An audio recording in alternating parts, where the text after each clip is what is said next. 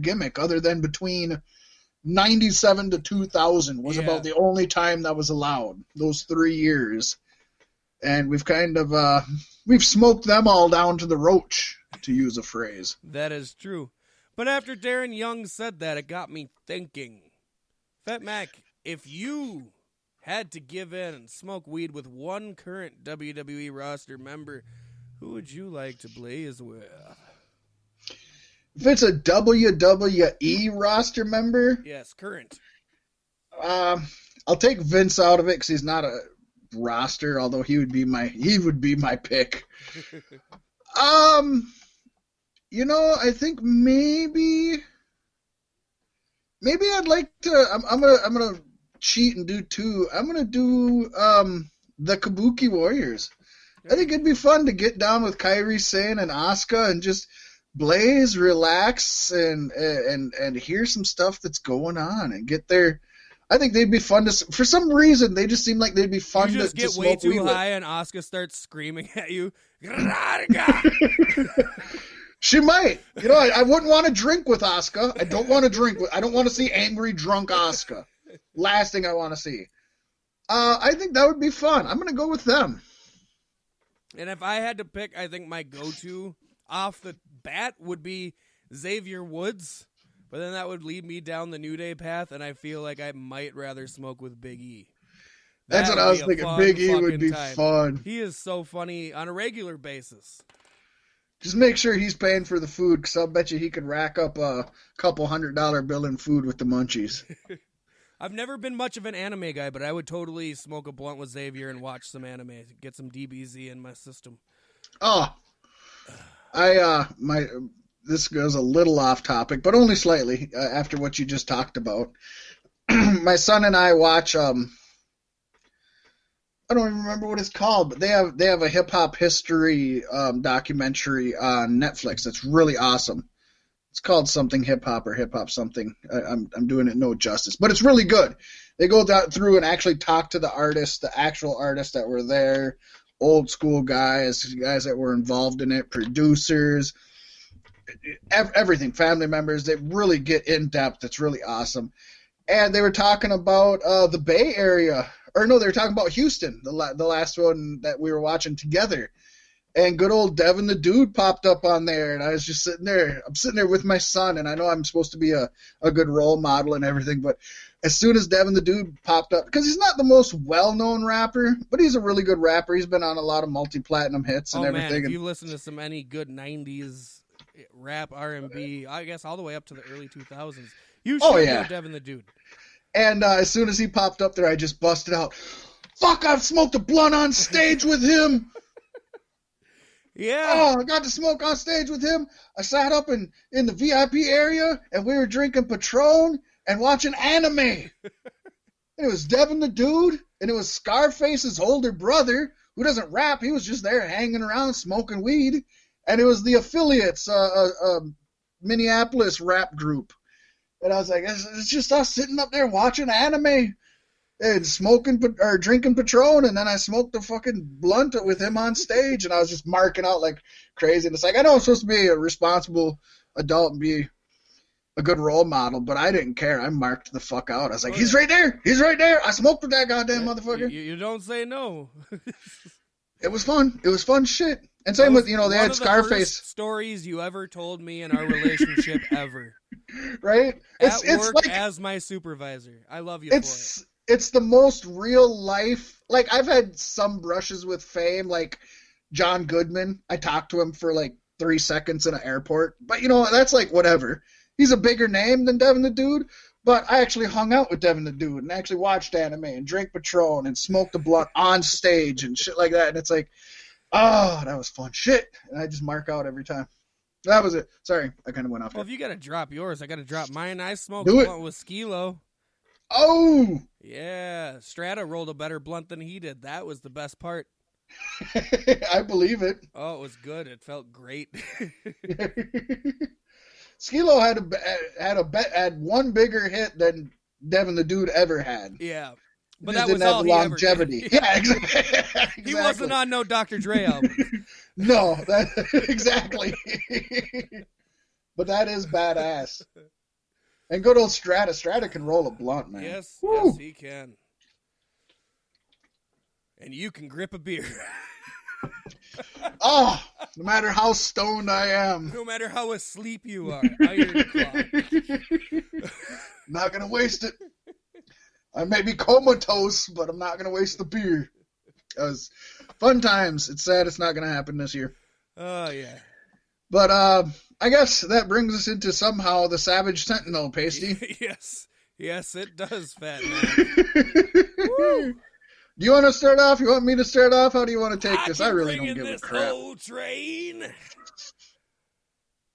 Go for it. In a recent interview with WrestlingInc.com on 420, the Godfather was asked about Vince McMahon's views on marijuana. The Pimp Daddy said, Vince is up on the times. If cannabis were to become legal, then he would have no problem supporting it. He supported it when I was there. Vince saw me smoking weed many times, and I was never fined once for it. Which is surprising, because a lot of people used to get in trouble for it. Right? Going kind of circling back here to Dark Side of the podcast. If you guys want to go and listen to was it the New Jack episode? No, the Brawl for All episode. If you want to go back and listen to Dark Side of the Podcast, Conrad Thompson in the Brawl for All episode, the producers talk about when they met up with Godfather in his strip club that he managed, and they came back there and they're just like he flexed on them and just tried to smoke them out, and they claim they hung in there. Now they claim they were fucked up, very, very fucked up, but they claim they hung in there for hours just smoking blunts with the Godfather and just him telling them stories and shit like that. That was a fun one for them to talk about. They said they took their one strip club. God, that sounds like a good time too. They said they took their one cameraman who's like they say he's a square, like an admitted square, like not a bad square, like he loves his family, he just wants to do his job, go home, do that. And they were like, dude, it's Las Vegas, it's the Godfather, this is one time you have to come out with us and meet the people. And the guy's like, all right, I'll do it. And they said they were sitting there smoking with Godfather. And at one point they looked over and their cameraman was just curled up in the fetal position on the chair, just passed out asleep.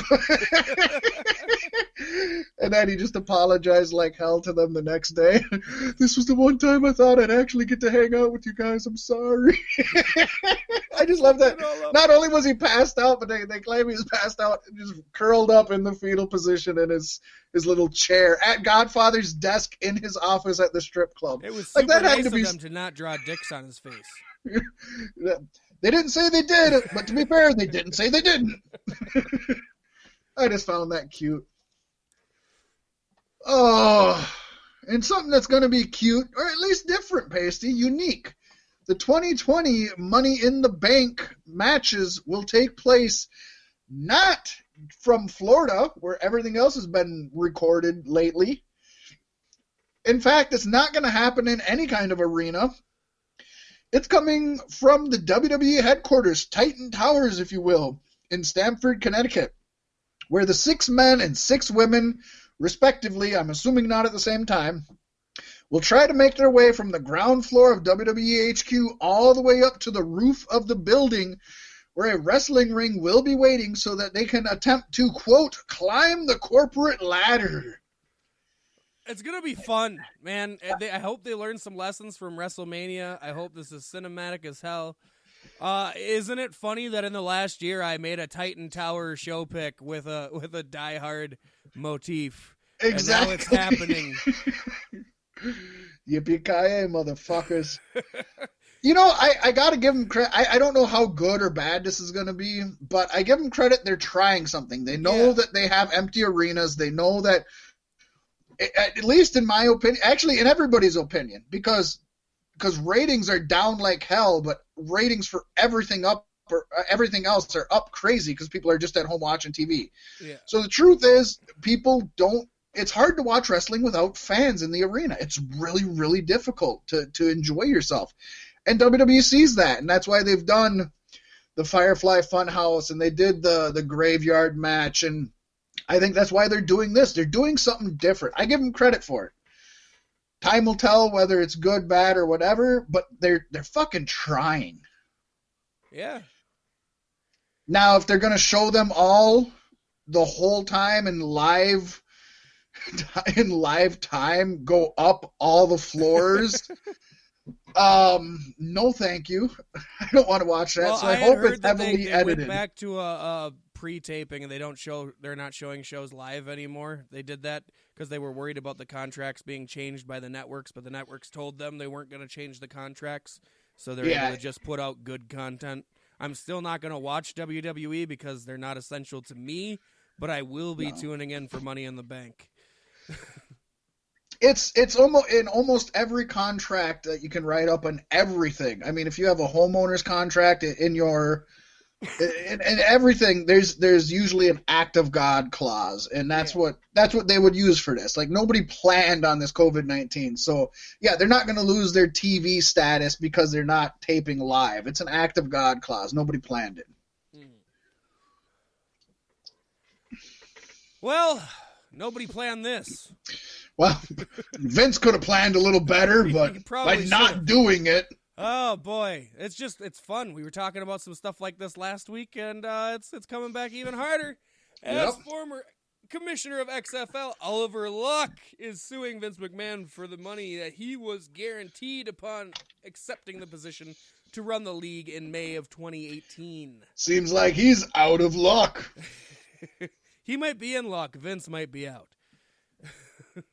True. His XFL contract is believed to be worth $20 to $25 million over 5 years. It allegedly stipulated he was It allegedly stipulated he was to receive all money owed if terminated without cause. Now you can see he already planned for this shit to fail. He knew it wasn't lasting 5 years. COVID. I don't know about that. I just think he knew XFL was not going to last 5 years. He wasn't stupid. Yeah. He's like, I'll sign on for a 5-year contract, but maybe 2 you get. We've seen the XFL. I think he knew it wasn't lasting. Yeah. Luck was not listed as a creditor from the XFL's bankruptcy filings earlier this month. This was the result of a judge approving Alpha Entertainment's rejection of several top executive contracts. McMahon's lawyer, Darren Heitner, with Heitner Legal, said in regard to the suit, Luck's contract was not with McMahon personally. Will the court be convinced that McMahon's pledge to provide his own money adds personal liability? Seems to be a stretch. However, several XFL coaches were listed as creditors in the XFL's bankruptcy filings, including Bob Stoops, owed $1.08 million. Mark Trestman owed $777,777. He knew what he was getting too. He knew what was going on. Jackpot! Took your luck, Oliver. That's 2 jackpots. And Jonathan Hayes owned $633,333, although those payouts are substantially lower than what Luck is seeking, which is very true. Well, yeah, when you look at, $600,000 compared to $25 million, it's a little different. I honestly, I know little to nothing about legal procedures, but I can't see Luck winning this. No, It's McMahon doesn't owe him money. McMahon fucked up. McMahon was stupid, but Luck's the one who signed the goddamn contract. Yeah. It's up to the bankruptcy corp, and if anybody owes him money, it's Alpha Media. And does Alpha Media get their money from McMahon? That could be, but him suing Vince McMahon personally just seems a stretch. It also helps that Vince has probably got the best lawyers out there. Oh, for sure. He's no stranger to lawsuits. No, not at all. And he may be getting more lawsuits after all this is said and done, Paystee, because as WWE continues to record television in Florida in spite of social distancing guidelines due to COVID-19, one WWE employee at least, who is choosing to go by the name of John in order to remain anonymous, it's John Laurinaitis, Uh, It's John Oliver.